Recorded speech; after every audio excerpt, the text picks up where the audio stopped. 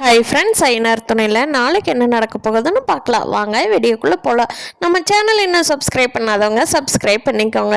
சோழன் முடிவு பண்ணிட்டாரு, நிலா அவங்க வீட்டில் எப்படி தீபாவளி கொண்டாடினாங்களோ அதை விட பெட்டராக நம்ம வீட்டில் சந்தோஷப்படணும், அவங்கள ரொம்ப சந்தோஷமாக நம்ம பார்த்துக்கணும், அவங்க வீட்டில் கொண்டாடுறதை விட நம்ம இங்கே நல்லபடியாக பார்த்துக்கணுன்ட்டு அதுக்கு என்ன பண்ணலாம் அப்படின்னு யோசனை பண்ணிகிட்டே இருக்காரு.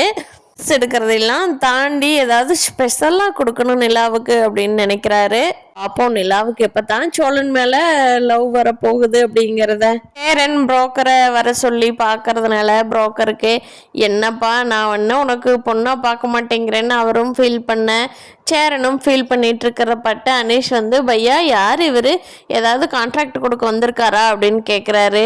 இல்லை அனீஷ், எனக்கு பொண்ணு பார்த்து சொல்கிற புரோக்கர் தான் அனீஷ், எந்த பொண்ணு சொன்னாலும் ஒன்று வீடு வசதி இல்லை, படித்து வேலைக்கு போகலை அப்படின்னு சொல்லிட்டு இந்த காலத்தில் பொண்ணே கிடைக்க மாட்டேங்குது அனீஸு.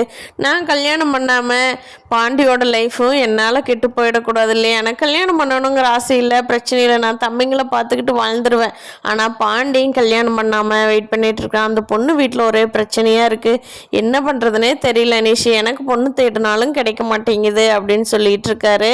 அப்போது அனீஷு, பையா நீங்கள் ரொம்ப நல்ல பையன், உங்களுக்கே பொண்ணு கிடைக்கலனா அப்புறம் எப்படி, யாரோ கல்யாணம் பண்ணுறாங்களே உங்களுக்கு கிடைக்காம போகுமா, சந்தா வந்திருந்தா உங்கள் வீடெல்லாம் ரொம்ப பிடிச்சிருக்குன்னு சொன்னா, எல்லாருமே ரொம்ப நல்லவங்களா இருக்காங்க அப்படின்னு சொல்லி சந்தா ஃபீல் பண்ணிகிட்ருக்கான் அப்படின்னு சொல்லி அனீஷ் சொல்கிறாரு.